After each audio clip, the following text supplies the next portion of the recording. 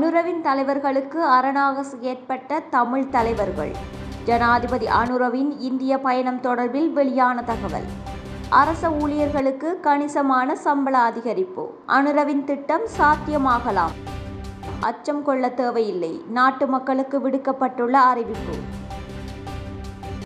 அமைச்சர் லால்கந்த மக்களை பிழையாக வழிநடத்துவதாக குற்றச்சாட்டு. மகிந்த ராஜபக்ச ஆரம்பித்த மிகின் லங்கா விமான சேவை தொடர்பில் வெளியாகியுள்ள தகவல். ரணிலிடம் மதுபான உரிமங்களை பெற்றதாக கூறப்படுவோர் குறித்த தகவல்கள். 2025 வந்து குவிய போகும் சுற்றுலா பயணிகள். நிர்ணயிக்கப்பட்ட இலக்கு.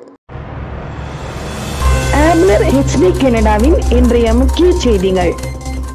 இலங்கை செய்திகள். JVP முன்னைய காலங்களில் அவர்களுடைய அரசியல் உரிமை போராட்டங்களில் தமிழர்களுக்கு ஆதரவாக எப்போதும் இருந்ததில்லை. ஆனால் தமிழர்கள் ஏதோ ஒரு வகையில் ஆதரவாக இருந்துள்ளார்கள். 1977 தேர்தல் காலகட்டங்களில் மக்கள் விடுதலை முன்னணியின் தலைவர் ரோஹண விஜயவீர சிறையில் இருந்தார். இதே நேரத்தில் எதிர்க்கட்சி தலைவராக இருந்த அமிர்தலிங்கம் மற்றும் 3 நாடாளுமன்ற உறுப்பினர்கள் தனி நாட்டு கோரிக்கையை முன்வைத்தார்கள் என்ற ரீதியில் அவர்கள் மீது வழக்கு தாக்கல் செய்யப்பட்டது. அதில் GG பொன்னம்பலம் அவசரகால தடை சட்டம் சரியான முறையில் பிரயோகிக்கப்படவில்லை என்ற ரீதியில் வாதிட்டார்.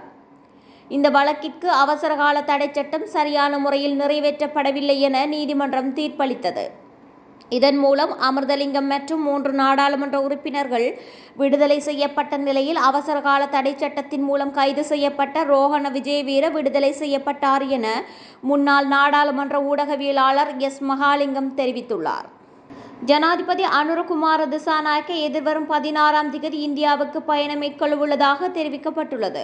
இதற்கமைய அவர் எதிர்வரும் 16 மற்றும் 17ஆம் திகதிகளில் இந்தியாவில் முக்கிய சந்திப்புகளில் ஈடுபட உள்ளார். இந்திய பிரதமர் நரேந்திர மோடி மற்றும் வெளிவிவகார அமைச்சர் சுப்பிரமணியம் ஜெயசங்கர் ஆகியோருடன் ஜனாதிபதி பேச்சு நடத்த உள்ளார் எனவும் வர்த்தக சமூகத்தினருடனும் சந்திப்பொன்று இடம்பெறவுள்ளது என்றும் அறிய முடிகின்றது. மேலும் வெளிவிவகார அமைச்சர் விஜித ஹேரத், கடற்றொழில் அமைச்சர்கள் ராமலிங்கம் சந்திரசேகர் ஆகியோரும் ஜனாதிபதியுடன் டெல்லி செல்ல உள்ளனர். அத்துடன் கடற்றொழில் பிரச்சினை சம்பந்தமாகவும் இதன் போது கலந்துரையாடப்பட உள்ளது எனவும் அறிய முடிகின்றது. அரச ஊழியர்களின் சம்பளத்தை குறைத்துவிட்டு ஊழலை கட்டுப்படுத்த வேண்டும் என்றால் அது முடியாது. சம்பளம் கணிசமான அளவு உயர்த்தப்பட்டு ஊழலை கட்டுப்படுத்த நடவடிக்கை மேற்கொண்டால் அதுவே சாத்தியமானது என்று பேராசிரியர் கோ. அமிர்தலிங்கம் தெரிவித்துள்ளார்.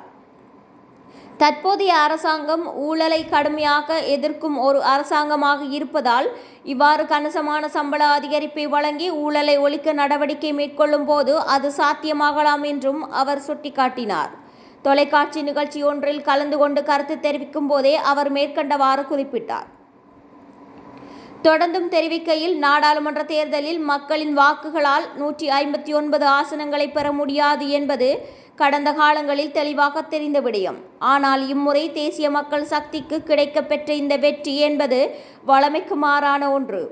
குறிப்பாக கடந்த கால ஆட்சிகளின் மீது இருந்த வெறுப்பை மக்கள் இதில் வெளிக்காட்டி இருக்கின்றார்கள். இதை உள்நாட்டு மக்கள் உட்பட வெளிநாட்டு அரசாங்கங்கள் மற்றும் முதலீட்டாளர்கள் ஆகியோர் நன்கு உணர்ந்திருக்கின்றார்கள். பலமான ஒரு அரசாங்கத்தை ஜனாதிபதி அனுரகுமார திசாநாயக்க அமைத்துள்ள நிலையில் ஒரு ஊழலற்ற, வீண் விரயமற்ற மற்றும் அதிகார துஷ்பிரயோகம் இல்லாத ஒரு அரசாங்கமாக இது நகரப்போகின்றது என்று அனைவரும் எதிர்பார்த்திருக்கின்றனர். மக்கள் தொகை கணக்கெடுப்புக்கு வரும் அதிகாரிகளுக்கு தகவல்களை வழங்குவதில் அச்சம் கொள்ள தேவையில்லை என பொதுமக்களுக்கு அறிவிக்கப்பட்டுள்ளது. கணக்கெடுப்பு மற்றும் புள்ளிவிவர திணைக்களத்தின் பணிப்பாளர் நாயகம் அனோஜா செனவிரத்ன இதனை தெரிவித்துள்ளார். நாட்டில் மக்கள் தொகை கணக்கெடுப்பு பணிகள் தற்போது ஆரம்பிக்கப்பட்டுள்ளன. இந்நிலையில் கணக்கெடுப்பு பணிகளுக்காக வீட்டுக்கு வரும் கணக்கெடுப்பாளர்களுக்கு தேவையான தகவல்களை வழங்குவது பொதுமக்கள் அச்சம் கொள்ள தேவையில்லை. மேலும் சில வீடுகளில் தகவல்கள் வழங்கப்படுவதில்லை என்ற செய்திகள் வெளியாகியுள்ளதாகவும் அவர் கூறியுள்ளார். அரசு என்ற முறையில் பயிர்களை சேதப்படுத்தும் விலங்குகளை கட்டுப்படுத்த உரிய நடவடிக்கை எடுக்காமல் மக்களின் கைகளில் விடுவதை ஏற்க முடியாது என சுற்றுச்சூழல் நீதி மையத்தின் சட்ட ஆலோசகர் ரவீந்திரநாத் தாபரே தெரிவித்துள்ளார். விவசாய அமைச்சர் KDயின் கருத்துக்கு பதிலளிக்கும் போதே அவர் இதனை தெரிவித்துள்ளார். 2024 டிசம்பர் 5ஆம் திகதி நாடாளுமன்றத்தில் உரையாற்றிய லால்கந்த விவசாயிகள் தமது பயிர்களை சேதப்படுத்தும் விலங்குகளை எவ்வாறு கையாள்வது என்பதை தீர்மானிப்பதில் சட்ட ரீதியான தடைகள் ஏதுமில்லை என வலியுறுத்தியிருந்தார். இந்த நிலையில் அமைச்சரின் கருத்துக்கு எதிர்ப்பு தெரிவித்துள்ள தாபரே அமைச்சரின் கருத்துக்களில் உள்ள சட்ட குறைபாடுகளை எடுத்துரைத்துள்ளார். உதாரணமாக இலங்கையில் விலங்கினங்கள் மற்றும் தாவரங்கள் பாதுகாப்பு கட்டளை சட்டத்தின் கீழ் யானைகளுக்கு விசேட பாதுகாப்பு வழங்கப்பட்டுள்ளதாக அவர் வலியுறுத்தியுள்ளார். இதன்படி பயிர் சேதத்துக்கு பதிலாக யானைகளை கொல்வது கண்டிப்பாக தடை செய்யப்பட்டுள்ளது. மயில்களும் பாதுகாக்கப்பட்ட இனமாக பட்டியல்படுத்தப்பட்டுள்ளன. எனவே மயில்களை கொல்ல எந்த சட்ட விதியும் இல்லை என்று தாபரே குறிப்பிட்டுள்ளார்.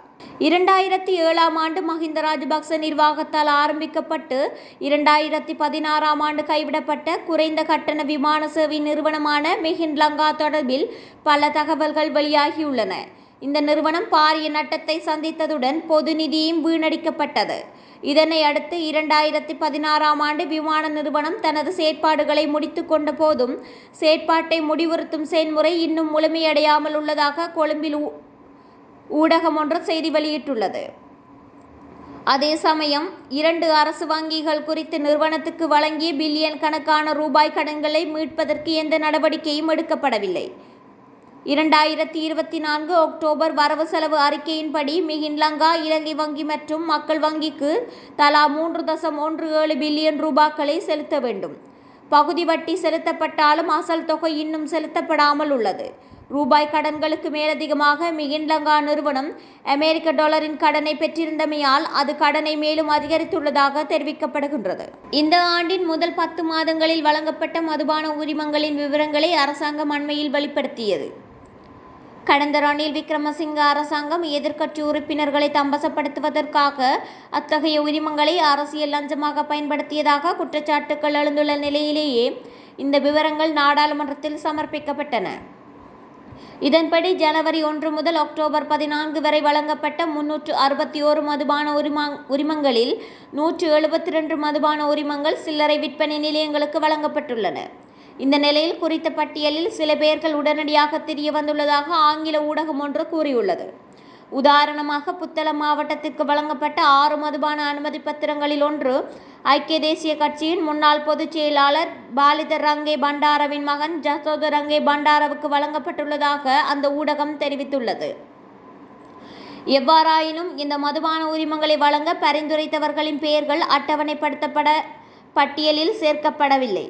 நாடாளுமன்ற உறுப்பினர்கள் தங்கள் உறவினர்கள் மற்றும் நண்பர்களுக்கு மதுபான உரிமம் வழங்க பரிந்துரை செய்து மதுவரி திணைக்களத்துக்கு கடிதம் கொடுப்பது வழக்கமான விடயமாகும். எனினும் உறவினர்கள் மற்றும் நண்பர்களின் பெயர்களை முன்வைத்து நாடாளுமன்ற உறுப்பினர்களை இந்த உரிமங்களை பெற்றதாகவும் குற்றச்சாட்டுகள் சுமத்தப்பட்டுள்ளன.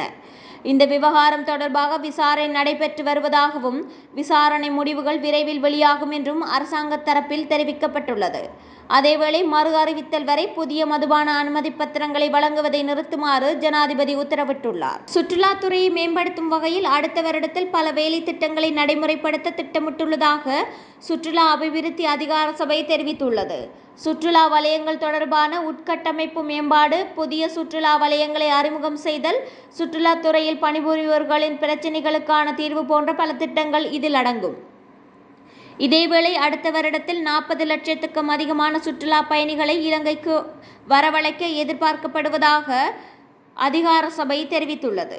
இது கடினமான சூழ்நிலையாக இருக்காது என்றும் அதிகார சபை மேலும் தெரிவித்துள்ளது.